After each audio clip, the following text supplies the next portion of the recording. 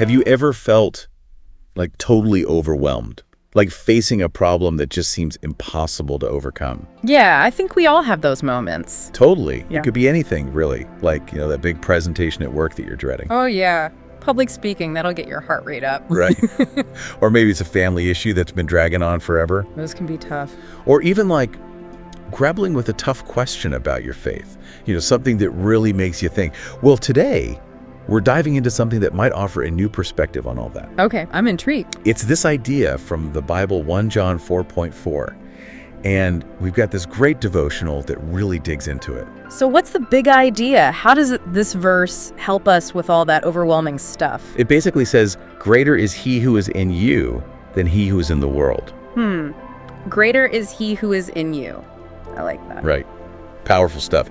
And what's really interesting is that this was originally written to early Christians who were facing some seriously intense persecution. Oh, wow. So they were dealing with some really heavy stuff. Like what? We're talking social pressure, threats, even violence, just for believing what they did. Wow. So trying to hold on to your faith in that kind of world, that must have felt impossible sometimes. Absolutely.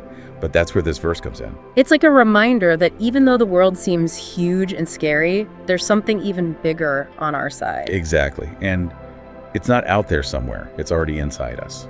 Okay, I'm starting to see where you're going with this. Right. But let's be real, most of us aren't facing Roman emperors these days. Right. So how does this greater power idea work in our everyday lives?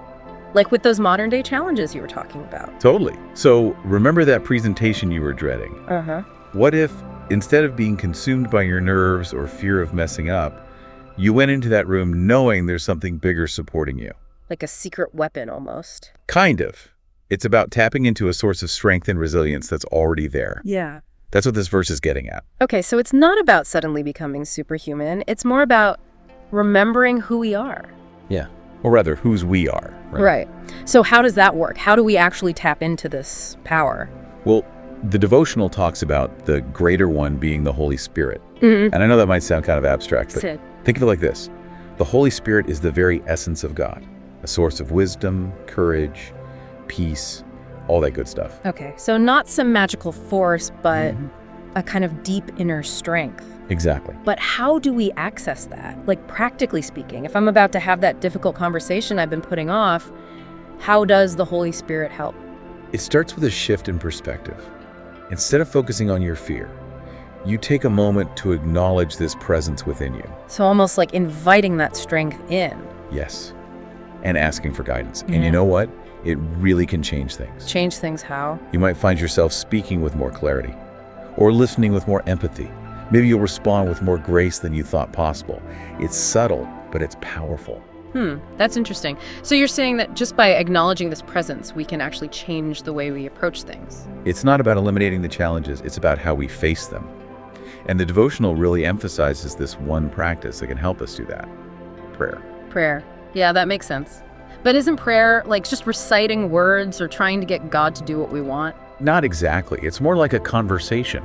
Yeah. A quiet moment where we acknowledge we're not in this alone, and we invite that strength to guide us. It's about surrendering our limited understanding and trusting in something bigger. Okay, so that's kind of what the prayer and the devotional is about. Exactly. And it's beautifully simple. Tell me about it. It starts with gratitude, thanking God for being with us. Then it moves into asking for strength and wisdom to face whatever's in front of us. And it ends with that surrender, that willingness to let go and trust. It's like you said, a shift from I can't do this to I have help. Exactly. And that's how we become what John called more than conquerors. Not because we're invincible, but because we're not facing our battles alone. This has been a really insightful dive. I agree.